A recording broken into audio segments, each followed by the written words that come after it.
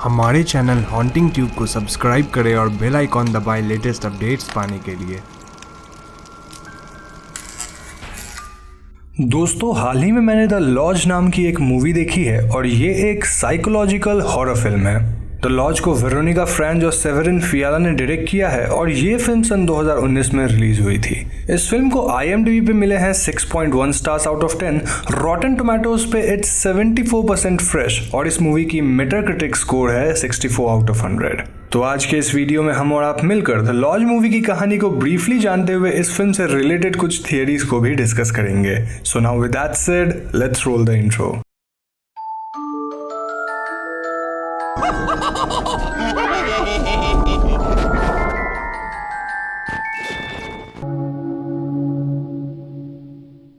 तो मूवी की शुरुआत एक डॉल हाउस के टूर से होती है जो कि असल में द लॉज फैमिली के कहानी के सेटिंग को सिंबलाइज करती है और इस डॉल हाउस में जो डॉल्स हैं वो इस फिल्म के कैरेक्टर्स को दर्शाते हैं।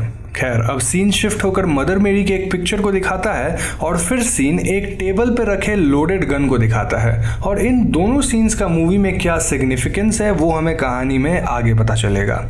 अब हम व्यूअर्स लॉरा हॉल नाम की एक औरत को देख पाते हैं जो कि अपना मेकअप कर रही होती है और वो अपने दोनों बच्चे एडन और मिया को पुकारती है। हॉल अपने दोनों बच्चों के साथ अपने हस्बैंड रिचर्ड से मिलने जा रही थी, लेकिन मेकअप करते वक्त हॉल अचानक से रोने लगती है और हमें पता चलता है कि हॉल इमोशनल ब्रेकडाउन से गुजर रही है। कार में हॉल की बेटी मिया एक डॉल से खेल रही होती है और उस डॉल के कपड़ों से ऐसा लगता है मानो वो डॉल हॉल को ही सिंबलाइज करती है। मिया हॉल से पूछती है इफ रिचर्ड के घर पे उसकी नई गर्लफ्रेंड भी होगी और हॉल इसके जवाब में यस कहती है। इसी बीच हॉल कार के रियर व्यू मिरर की मदद से अपना लिपस्टिक भी टचअप कर रही होती है और ये सीन इस बात को सिंबलाइज करती है कि भले ही रिचर्ड और हॉल अलग हो चुके हैं, जहां रिचर्ड अपनी नई गर्लफ्रेंड के साथ मूव ऑन कर चुका है, लेकिन हॉल अब भी रिचर्ड को अपनी लाइफ में वापस लाने के लिए होप कर रही है। खैर, जब हॉल और बच्चे रिचर्ड के घर पहुंचते हैं तो हम घर की खिड़की के थ्रू एक औरत की आकृति को देख पाते हैं। अब ये आकृति रिचर्ड की गर्लफ्रेंड की होती है, लेकिन घर से रिचर्ड अकेले बाहर निकलता है टू मीट हिज किड्स और वो ये झूठ कहता है कि उसकी गर्लफ्रेंड जिसका नाम ग्रेस है वो घर पे नहीं है। आई थिंक रिचर्ड ऐसा इसलिए कहता है ताकि हॉल अपसेट ना हो, लेकिन जब रिचर्ड हॉल को किचन में ले जाकर ये कहता है कि उन्हें उनका डिवोर्स फाइनलाइज कर देना चाहिए ताकि रिचर्ड ग्रेस से शादी कर सके, तो हॉल एकदम से शॉक्ड हो जाती है। रिचर्ड और हॉल के इस कॉन्वर्सेशन के दौरान हम ग्रेस को फिर से देखते हैं जो कि बैकयार्ड में होती है। एनीवेज, रिचर्ड से बात करने के बाद हॉल कुछ अजीब बिहेवियर शो करती है जिसके दरमियान वो बुक्स को अलाइन करने लगती है, ग्लास में वाइन निकाल कर पीने लगती है और फिर अपने पर्स से एक गन निकालकर खुद को शूट कर देती है। खून के छींटे दीवार पे जा गिरती हैं जहां एक क्रिश्चियन क्रॉस लगा हुआ था और इस सीन का मूवी में होना एक गहरे मीनिंग को सिंबलाइज करता है जो हमें आगे पता चलेगा। तो अगले सीन में हॉल का फ्यूनरल चल रहा होता है जहां एडन और मिया की हालत काफ़ी बुरी होती है। मिया अपने उस डॉल को पकड़कर रोती रहती है जो कि हॉल को सिंबलाइज करती थी। फ्यूनरल में आए लोग कुछ ब्लैक बलून्स आसमान की ओर रिलीज करते हैं और यहाँ भी हम एक जायंट क्रॉस को देख पाते हैं। मिया अपने हॉल वाली डॉल को एक बलून से बांधकर बलून को रिलीज करने की कोशिश करती है, पर डॉल के हेवी होने के कारण बलून ऊपर नहीं जाता, जिससे मिया को ये लगने लगता है कि उसकी माँ हॉल को हेवन यानी कि जन्नत नसीब नहीं होगी। ये सोचकर मिया और रोने लगती है और रिचर्ड के समझाने पर भी वो नहीं समझती। फाइनली एडन आकर मिया के रूम में जमीन पे सोता है और दोनों भाई बहन हाथ पकड़कर एक दूसरे को सहारा देते हैं। ये सीन इस बात को सिंबलाइज करता है कि एडन और मिया का बॉन्ड काफी स्ट्रॉन्ग था, even stronger than their relationship with their father Richard. Scene अब शिफ्ट होकर फिर से मिया के डॉल हाउस को दिखाती है जहां मिया ने डॉल हाउस की सेटिंग को चेंज कर दिया था। अब डॉल हाउस में सारे डॉल्स जो एडन, मिया और रिचर्ड को सिंबलाइज करते थे वो मदर मेरी के एक पेंटिंग के सामने प्रे कर रहे होते हैं और मदर मेरी की पेंटिंग एक तरह से यहाँ हॉल को सिंबलाइज करती है जो डेड होते हुए भी अपनी फैमिली के बीच है। फिल्म की कहानी यहाँ 6 मंथ्स बाद के इवेंट्स को दिखाती है जहां हम व्यूअर्स फिर से मिया के डॉल को देख पाते हैं और इस बार डॉल हाउस की सेटिंग एक थैंक्स गिविंग डिनर को दर्शा रही होती है जहां टेबल पर रिचर्ड, एडन और मिया के डॉल्स बैठे हुए होते हैं। डॉल हाउस के बाहर यानी रियल लाइफ में भी हम एक थैंक्स गिविंग टेबल को देख पाते हैं जिसे रिचर्ड ने तैयार किया था फॉर एडन एंड मिया। यहाँ रिचर्ड मिया और एडन से कहता है कि उन्हें क्रिसमस के लिए अपने लॉज में जाना चाहिए जहाँ ग्रेस भी उनके साथ होगी, ताकि रिचर्ड और ग्रेस के शादी से पहले एडन और मिया ग्रेस को जान सके। ये सुनकर एडन गुस्सा हो जाता है और वो वेकेशन पे जाने से इनकार कर देता है। एडन ग्रेस को एक साइकोपैथ भी कहता है और अगले सीन में हम देखते हैं कि एडन और मिया रिचर्ड के कंप्यूटर पे ग्रेस के बारे में रिसर्च कर रहे होते हैं। असल में रिचर्ड एक साइकोलॉजिस्ट था जिसने रिलीजियस कल्ट्स पे कई बुक लिख रखी थी और रिचर्ड को ग्रेस भी एक रिलीजियस कल्ट में मिली थी जिसके बारे में रिचर्ड ने एक बुक लिखा था। एडन और मिया को रिसर्च से ये पता चलता है कि बचपन में ग्रेस अपने फादर एरन के रेडिकल क्रिश्चियन कल्ट का एक हिस्सा थी और इस कल्ट के लोग आत्महत्या करके अपने सिंस को पर्ज करते थे। उनके लीडर एरन का मानना था कि ऐसा करने से वो एक न्यू वर्ल्ड में जा सकते हैं और एरन के इसी टीचिंग्स के चलते इस कल्ट के सभी लोग आत्महत्या करके मारे गए एक्सेप्ट फॉर ग्रेस। यहाँ हम एक फुटेज देखते हैं जिसमें ग्रेस एक बेसमेंट में जाती है जहाँ उसे अपने कल्ट मेंबर्स की बॉडी मिलती है। इन बॉडीज पे चादर पड़े हुए थे जिसे उठाने पे हम देखते हैं कि लाशों के मुंह पर एक टेप लगाया गया था जिसमें सिन लिखा गया था। अब क्योंकि ग्रेस इस कल्ट के लीडर की बेटी थी तो वी कैन ओनली इमेजिन कि पास्ट में वो एरन की बातों पे कितना बिलीव करती होगी। प्रेजेंट में ग्रेस अपने कल्ट को छोड़ चुकी है और वो रिचर्ड से शादी करने वाली होती है, तो आई थिंक कि रिचर्ड ग्रेस को एक प्रोजेक्ट की तरह मानता है, यानी कि रिचर्ड ग्रेस के कल्ट मेंटालिटी को बदलकर उसे एक नॉर्मली फंक्शनिंग इंसान में बदलना चाहता था। और क्योंकि रिचर्ड ने ऑलरेडी ग्रेस के रिलीजियस कल्ट पे रिसर्च किया था तो इट्स पॉसिबल कि ग्रेस रिचर्ड का एक और प्रोजेक्ट है, पर शायद ये प्रोजेक्ट रिचर्ड के लिए ऑब्सेशन बन चुका था, विच इज वाई अब वो ग्रेस से शादी भी करना चाहता है। खैर, अगले सीन में हम व्यूअर्स फाइनली ग्रेस से मिलते हैं जो कि रिचर्ड, एडन और मिया के साथ क्रिसमस के लिए उनके फैमिली लॉज में ठहरने के लिए जाती है। कार में ग्रेस एडन और मिया से बात करने की कोशिश करती है पर उसे कोई रिस्पॉन्स नहीं मिलता। आधी रात को सभी लोग लॉज में पहुंचते हैं जो कि एक रिमोट लोकेशन में होता है। लॉज में पहुंचकर ग्रेस अपना सूटकेस लेकर ऊपर जाती है जहां हम व्यूअर्स देखते हैं कि ग्रेस ने एडन और मिया के लिए कुछ क्रिसमस गिफ्ट्स पैक कर रखे हैं। इस रूम में ग्रेस को रिचर्ड हॉल की एक पिक्चर मिलती है और ग्रेस इसे अंदर रख देती है क्योंकि वो हॉल के बारे में सोचना नहीं चाहती थी। डिनर के दौरान एडन और मिया एक प्रेयर रिसाइट करते हैं जो कि ग्रेस को काफी अनकंफर्टेबल करता है। ग्रेस के सामने मदर मेरी की एक तस्वीर भी होती है जो ग्रेस को परेशान करती है। ये तस्वीर दो बातों को सिंबलाइज करती है, दैट इज ग्रेस का अपने पास्ट यानी कि हर connection with the Christian cult, और ये तस्वीर हॉल को भी दर्शाती है क्योंकि आपको याद होगा कि कैसे हॉल के डेथ के बाद मिया ने अपने डॉल हाउस में डॉल्स को ऐसे सजाया था मानो वो मदर मेरी को प्रे कर रहे हो, जिसमें मदर मेरी की तस्वीर हॉल के स्पिरिट को सिंबलाइज कर रही थी। खैर, डिनर के बीच ये सब देखकर ग्रेस बहुत अनकंफर्टेबल हो जाती है और तभी उसे नोज ब्लीडिंग भी होने लगती है। अगले सीन में ग्रेस अपने बेडरूम में लगे क्रॉस को निहारती है और रिचर्ड तब उसे बताता है कि वो क्रॉस वहां हॉल ने लगाया था। रिचर्ड ग्रेस से फिर पूछता है if he should remove it, पर ग्रेस कहती है कि इट्स ओके। ग्रेस और रिचर्ड के बगल वाले रूम में एडन और मिया सो रहे थे और वो दोनों रिचर्ड और ग्रेस की आवाजें सुनकर परेशान होते हैं क्योंकि हॉल की डेथ रिसेंटली हुई थी और इतने कम टाइम में रिचर्ड का कंप्लीटली मूव ऑन हो जाना थोड़ा स्ट्रेंज था। खैर, नेक्स्ट मॉर्निंग एडन, मिया और रिचर्ड बाहर जाते हैं टू आइस स्केट और ग्रेस उन्हें लॉज के विंडो के थ्रू देखती रहती है, पर कुछ समय बाद वो भी जाके उन्हें ज्वाइन करती है इवन व्हेन उसे आइस स्केट करना नहीं आता था। ग्रेस दो लकड़ियों को पकड़कर खुद को सहारा देती है और ये सीन इस बात को दर्शाता है कि ग्रेस रिचर्ड के फैमिली में घुलना मिलना चाहती थी। इवन दो एडन और मिया कोऑपरेट नहीं कर रहे थे, पर ग्रेस फिर भी दोनों बच्चों से दोस्ती करना चाहती थी।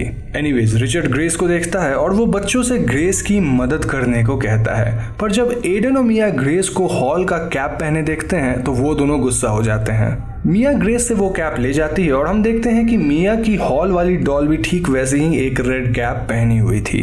मिया अपने डॉल के साथ खेल रही होती है पर उसकी डॉल एक फिशिंग होल में जा गिरती है। मिया डॉल को निकालने की कोशिश करने वाली होती है कि ग्रेस वहां आ जाती है और वो डॉल को निकालते हुए होल में गिर जाती है। रिचर्ड तभी वहां आता है और वो ग्रेस को फिशिंग होल से बाहर निकालता है। नेक्स्ट हम ग्रेस को अपने कमरे में देखते हैं जो कुछ मेडिसिन लेती है, पर जब रिचर्ड वहां आता है तो अपने मेडिसिन छुपा देती है। ग्रेस रिचर्ड को अश्योर करती है कि वो ठीक है और वो बच्चों का ख्याल रख सकती है इन रिचर्ड्स एब्सेंस, क्योंकि रिचर्ड का प्लान था कि वो बच्चों को ग्रेस के साथ लॉज में कुछ दिन के लिए अकेले रहने देगा ताकि वो सभी आपस में घुल मिल सके। रिचर्ड फिर ग्रेस को एक फैमिली गन दिखाता है जो कि हॉल का हुआ करता था और वो ग्रेस को शूट करना सिखाता है, लेकिन ग्रेस रिचर्ड को सरप्राइज कर देती है क्योंकि she was already pretty good at shooting. Anyways Richard lodge से चला जाता है और ग्रेस पूरी कोशिश करती है to befriend the kids, पर एडन और मिया अपने रूम से बाहर नहीं निकलते और न ही वो ग्रेस से बात करते हैं। ग्रेस अकेले ही क्रिसमस डेकोरेशंस करने लगती है, लेकिन फिर ग्रेस मिया को अकेले पाकर उससे बात करने की कोशिश करती है और मिया ग्रेस को बताती है कि उसे हमेशा से एक डॉग चाहिए था एज ए क्रिसमस प्रेजेंट, पर कोई उसे डॉग लेने के लिए अलाउ नहीं करता है। ग्रेस भी ये कहती है कि उसे भी बचपन में कोई डॉग लेने नहीं दिया था, पर अब जब वो बड़ी हो चुकी है तो उसने खुद को एक डॉग प्रेजेंट के तौर पे दिया जिसका नाम ग्रेडी है। इस कॉन्वर्सेशन के बीच हम व्यूअर्स देखते हैं कि ग्रेस के पाम में एक क्रॉस का स्कार बना हुआ है और इस स्कार का होना इस बात को सिंबलाइज करता है कि भले ही ग्रेस अब एरन के रेडिकल क्रिश्चियन कल्ट का हिस्सा नहीं थी, पर उसका पास्ट अब भी ग्रेस के प्रेजेंट और फ्यूचर को शैडो कर रहा है। मिया यहाँ ग्रेस को उसका प्रेजेंट दिखाती है जो कि उसने रिचर्ड के लिए बनाया था और ये प्रेजेंट असल में एक वीडियो था जिसमें रिचर्ड, हॉल, एडन और मिया हंसी खुशी अपना क्रिसमस हॉलीडे बिता रहे होते हैं। ये वीडियो देखकर ग्रेस अनकंफर्टेबल हो जाती है और वो जाकर अकेले बैठ जाती है। कुछ समय बाद ग्रेस फिर से एडन और मिया से बात करने की कोशिश करती है, पर बच्चे ग्रेस से बात नहीं करते। ग्रेस एक सैंडविच बनाकर अकेले खाने लगती है और उसकी नज़र फिर से मदर मेरी की उस पेंटिंग पे पड़ती है जो कि डिनर एरिया में लगा हुआ था। ग्रेस जाकर एक दूसरे चेयर पे बैठ जाती है ताकि उसे वो पेंटिंग ना देखनी पड़े, लेकिन फिर वो पेंटिंग को वॉल से हटाकर जमीन पे रख देती है क्योंकि वो पेंटिंग और लॉज में लगे बाकी के क्रिश्चियन सिंबल्स जैसे कि क्रॉस वगैरह ग्रेस को बार बार उसके पास्ट यानी कि उसके कल्ट के साथ कनेक्शंस के बारे में याद दिला रहे थे। पर क्योंकि ये सारे सामान हॉल के थे तो ग्रेस उन्हें पूरी तरह डिस्कार्ड भी नहीं कर पाती है क्योंकि इससे हॉल के स्पिरिट को डिसरिस्पेक्ट होगा एंड बच्चे भी खुश नहीं होंगे। खैर अगले सीन में हम ग्रेस को बाथरूम में देखते हैं जिसे मिरर में एक मैसेज मिलता है जिसमें मॉम लिखा हुआ था और जब ग्रेस बाथरूम के डोर की तरफ देखती है तो उसे वहां एडन दिखता है जो कि चुपके से चला जाता है। ग्रेस फिर एडन के कमरे में आती है और एडन ऐसे प्रिटेंड करता है जैसे वो सो रहा है। ग्रेस को एडन और मिया के रूम में हॉल के लिए बना एक श्राइन मिलता है जिसमें मिया की हॉल वाली डॉल भी थी और ग्रेस इस श्राइन में लगे कैंडल्स को बुझा देती है। यहाँ ग्रेस को एक और क्रॉस दिखता है और इसके बाद ग्रेस कुछ अजीब चीज़ें एक्सपीरियंस करती है। हम व्यूअर्स ग्रेस को एक ऑर्गन प्ले करते हुए देख पाते हैं जिसमें हम कुछ क्रीपी साउंड्स को सुनते हैं। इसके अलावा ग्रेस एक डेज या फिर ट्रांस में चली जाती है और वो चलते चलते वापस एडन और मिया के रूम में आती है, लेकिन उसे ऐसा लगता है जैसे कि उस रूम में उसके डेड कल्ट मेंबर्स की बॉडीज पड़ी हुई हैं। तभी ग्रेस अचानक से उठती है और वो खुद को रूम के फ्लोर में पाती है विच कंफ्यूजेस हर क्योंकि उसे पता नहीं चल पाता कि what was real and what was not. यहाँ हम व्यूअर्स ग्रेस के सूटकेस को देखते हैं जिसमें मिया की हॉल वाली डॉल पड़ी हुई थी और ये सीन एक इम्पॉर्टेंट बात को सिंबलाइज करती है। दरअसल दोनों बच्चे ग्रेस को अपने लाइफ्स में अलाउ नहीं कर रहे थे, तो सबकॉन्शियसली ग्रेस जबरदस्ती उनके लाइफ्स में घुसना चाहती थी जिससे वो एडन और मिया के लाइफ्स में एक डोमिनेंट मदर फिगर की जगह ले सके और ऐसा करने के लिए हॉल को बच्चों की लाइफ से निकालना होगा, विच इज़ वाई उसने हॉल वाली डॉल मिया से ले ली थी। नेक्स्ट जब मिया पूरे लॉज में अपने डॉल को ढूंढने लगती है तो ग्रेस मिया के डॉल को लेकर अपने डॉग ग्रेडी के बेड पर रख देती है। ग्रेस फिर ग्रेडी के बेड से मिया को उसकी डॉल देते हुए कहती है कि शायद ग्रेडी ने उसके डॉल को टॉय समझकर ले लिया होगा। ग्रेस इस इंसिडेंट के बाद फिर से अपनी मेडिसिन लेती है और वो रिचर्ड को फोन करके बोलती है कि उसकी एडन और मिया से काफ़ी अच्छी दोस्ती हो चुकी है, जो कि सच नहीं था। खैर ग्रेस एडन से दोबारा बात करने की कोशिश करती है पर एडन ग्रेस को सिर्फ कोल्डली रिस्पॉन्ड करता है। उसी रात तीनों मिलकर एक हॉरर मूवी देखते हैं जिसे देखकर ग्रेस अनकंफर्टेबल हो जाती है और फिर वो एक लाइट हार्टेड क्रिसमस मूवी लगाते हैं। इसी बीच मिया कंप्लेंट करती है कि उसे ठंड लग रही है और एडन लिविंग रूम में एक गैस हीटर लाकर रख देता है to keep them all warm. Grace पूछती है if the gas heater is safe और एडन कहता है कि इट्स सेफ। दोस्तों ये सीन काफ़ी इंपॉर्टेंट है और इसके बारे में मैं आपको थियरी सेक्शन में बताऊंगा, तो अभी के लिए आप इस सीन को याद करके ज़रूर रखिएगा। एनीवेज मूवी देखते हुए तीनों लिविंग रूम में सो जाते हैं और ग्रेस रात को अचानक से उठती है और खुद को बाहर आइस में पाती है। जब ग्रेस ज़मीन पे अक्यूमुलेट हुए आइस को हटाने की कोशिश करती है तो आइस टूट जाता है और एक आदमी का हाथ ग्रेस को पानी के अंदर खींच लेता है। ग्रेस स्ट्रगल करते हुए ये रियलाइज करती है कि वो आदमी और कोई नहीं बल्कि उसके फादर एरन है। ये सीन असल में इस बात को सिंबलाइज करती है कि कैसे धीरे धीरे ग्रेस का पास्ट यानी उसके कल्ट के साथ एसोसिएशंस ग्रेस के प्रेजेंट को शैडो कर रहा है। खैर तभी ग्रेस की नींद फिर से खुलती है और वो खुद को लिविंग रूम के फ्लोर में पाती है, यानी कि उसने एरन को अपने नाइटमेयर में देखा था। ग्रेस उठकर अपने फ़ोन को चेक करती है जिसकी बैटरी खत्म हो चुकी थी। लॉज में इलेक्ट्रिसिटी भी नहीं थी और लॉज के पाइप्स बाहर हो रहे स्टॉर्म की वजह से फ्रीज हो चुके थे। ग्रेस एडन को उठाती है और एडन उसे कहता है कि उसका फ़ोन भी डेड है, जिसके बाद ग्रेस नोटिस करती है कि लिविंग रूम में रखा हीटर गायब है। ग्रेस एडन से इस बारे में पूछती है लेकिन एडन का कहना था कि उसे हीटर के बारे में कुछ नहीं पता। इतना ही नहीं, ग्रेस ने जो क्रिसमस डेकोरेशंस किए थे वो सब भी गायब थे और इसके अलावा फ्रिज का सारा खाना गायब था और ग्रेस के रूम का सामान और उसकी मेडिसिन्स भी गायब थी। ग्रेस एडन और मिया से क्वेश्चन करती है and tries to act like their mother. Grace फिर दोनों बच्चों के रूम में जाती है to check if they have hidden her stuff, पर एडन और मिया के रूम का सारा सामान गायब हो चुका था। एडन और मिया यहाँ उल्टा ग्रेस से ये कहते हैं कि सारा सामान शायद ग्रेस ने लिया होगा क्योंकि उन्होंने रात में ग्रेस को स्लीप वॉकिंग करते हुए देखा था। इतना ही नहीं, ग्रेस का डॉग ग्रेडी भी गायब था और लाख ढूंढने पर भी ग्रेस को ग्रेडी नहीं मिलता। लॉज के फायरप्लेस में ग्रेस और बच्चे एक फायर जलाते हैं और एडन लॉज के जनरेटर को चेक करके ये बताता है कि जनरेटर स्टार्ट नहीं हो रहा। एडन ये भी बताता है कि वो स्टॉर्म के खत्म होने तक लॉज में फंस चुके हैं क्योंकि नेक्स्ट टाउन वहाँ से काफ़ी दूर है। तो इसके बाद ग्रेस और बच्चे कुछ क्रैकर्स और कैंड बीन्स खाते हैं और जब मिया अपना खाना फिनिश करके डाइनिंग टेबल से चली जाती है तो एडन ग्रेस को बताता है कि पिछली रात उसे एक नाइटमेयर आया था और इस नाइटमेयर में उसने देखा कि वो फायर हीटर स्मोक करने लगा और तीनों स्मोक से चोक होकर मारे गए। नेक्स्ट सीन में ग्रेस लॉज में लगे एक क्लॉक को देखती है जिसके अनुसार उस दिन का डेट 9 जनवरी था, पर दैट्स नॉट पॉसिबल क्योंकि उसे लॉज में आए इतना टाइम नहीं हुआ था। ग्रेस डेट को फिर से दिसंबर 22 पे सेट कर देती है और तभी ग्रेस को मिया की आवाज़ आती है। ग्रेस को ऐसा लगता है जैसे मिया किसी से फ़ोन पे बात कर रही है, लेकिन जब ग्रेस आकर मिया का फ़ोन देखती है तो उसका फ़ोन भी डेड होता है। मिया ग्रेस से कहती है कि वो प्रिटेंड कर रही है जैसे वो रिचर्ड से बात कर रही हो क्योंकि शी वॉज मिसिंग हिम। अगले सीन में ग्रेस बाथरूम में होती है और उसे फिर से बाथरूम के मिरर में एक मैसेज मिलता है विच सेड रिपेंट। रिपेंट शब्द का अर्थ होता है पश्चाताप। खैर सीन अब शिफ्ट होकर मिया के डॉल हाउस को दिखाती है जिसमें रखे डॉल्स ऐसे सेट किए गए थे as if they are dead.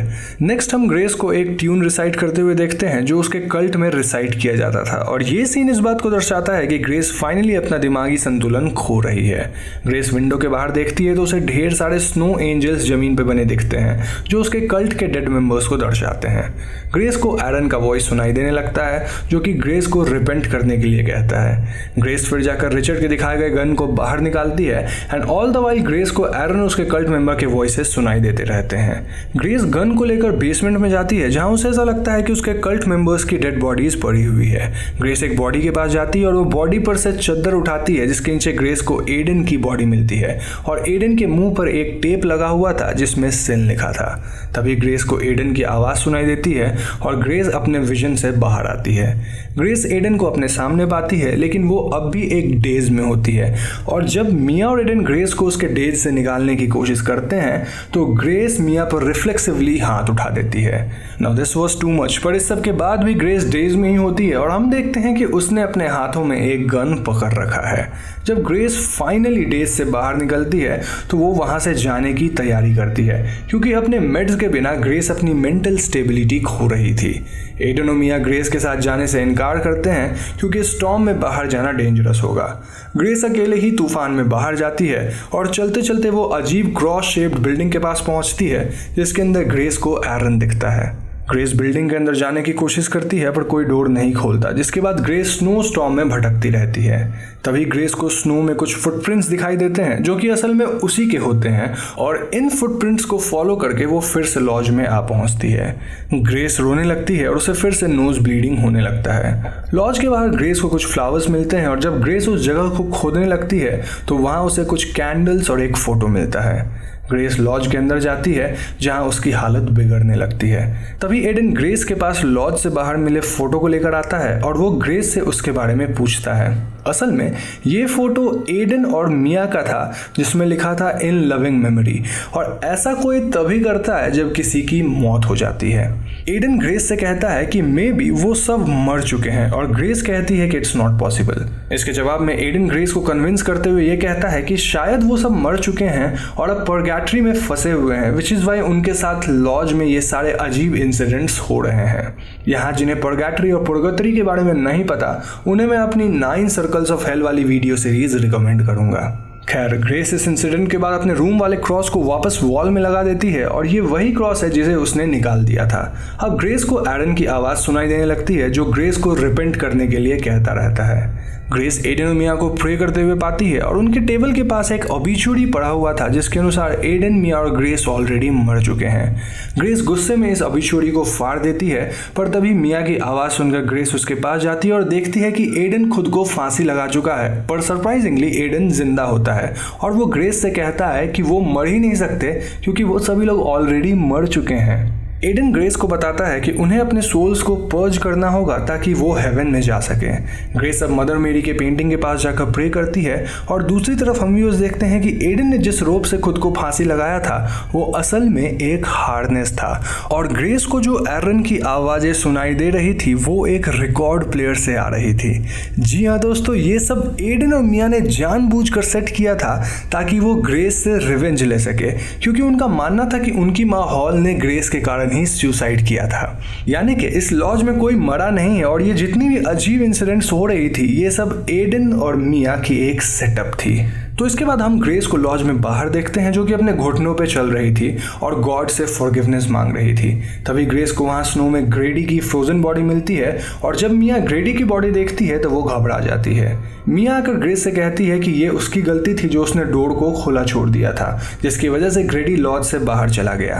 पर ग्रेस फिर से एक डेज में जा चुकी थी और मिया ये सब देखकर डर जाती है। लॉज के अंदर एडन और मिया ये डिसाइड करते हैं कि अब वो ग्रेस को सब सच बता देंगे और हम व्यूअर्स देखते हैं कि दोनों बच्चे बेसमेंट में आ जाते हैं जहां कुछ बोर्ड्स हटाने के बाद उन्हें लॉज से गायब किया सारा सामान मिलता है। इसके बाद एडन और मिया लॉज से बाहर जाकर ग्रेस को बताते हैं कि लॉज में जो कुछ भी अजीब हुआ वो कुछ भी रियल नहीं था और इन दोनों ने सब कुछ सेटअप किया था, पर ग्रेस अब उनकी बात मानने के लिए तैयार नहीं थी।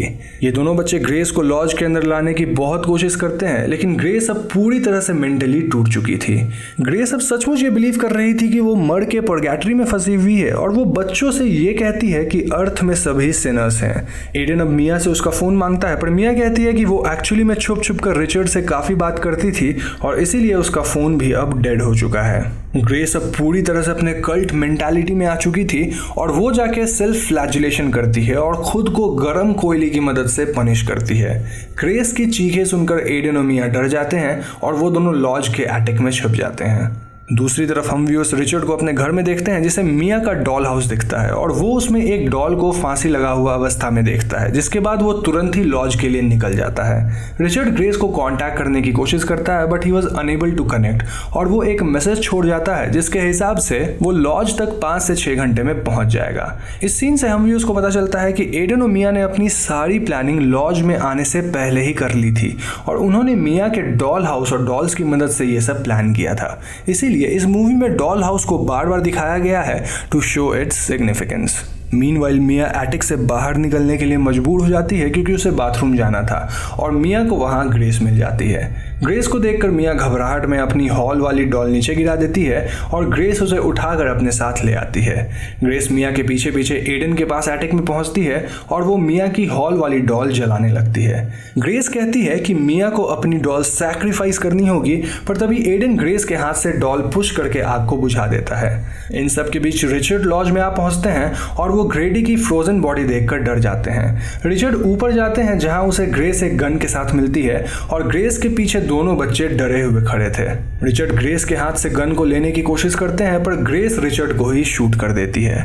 एडन और मिया वहां से भागकर कार के पास जाते हैं और वो गाड़ी स्टार्ट करते हैं। एडन कार को टर्न करते समय एक पेड़ के पास ले जाता है और आगे से ग्रेस कार के सामने खड़ी हुई होती है। अगले सीन में हम एडन और मिया को डाइनिंग चेयर्स पे बंधा हुआ देखते हैं और ग्रेस रिचर्ड की बॉडी को लाकर एक चेयर पे रख देती है। ग्रेस अब एडन और मिया को रिचर्ड के लिए प्रे करने के लिए कहती है और तीनों एक ट्यून चांट करते हैं। ग्रेस फिर सिन टेप्स लेकर उसके एडन और मिया के मुंह पे लगा देती है और सीन शिफ्ट होकर टेबल पे रखे एक लोडेड गन को दिखाता है।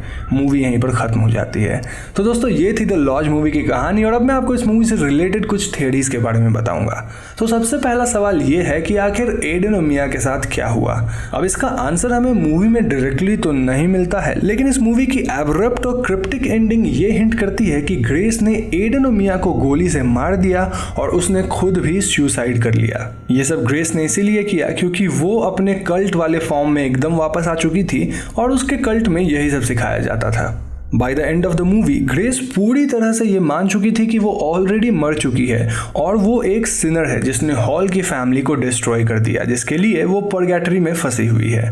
ग्रेस को लगता है कि खुद को पर्गेटरी से निकालकर हेवन जाने के लिए उसे अपने सोल को पर्ज करना होगा और मूवी में ये इम्प्लाई किया गया है कि वो ऐसा ही करती है।